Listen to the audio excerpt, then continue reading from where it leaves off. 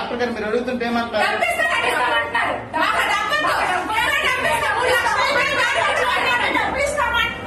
ఇస్తామంటున్నారు. జరిగిన తప్పేదో జరిగిపోయింది, నా వల్ల తప్పు జరిగిపోయింది, పోనీ అయిపోయింది, ఇక్కడ వదిలేయండి, మీకు ఏం కావాలో అనేసి నాకు అడుగుతున్నారు.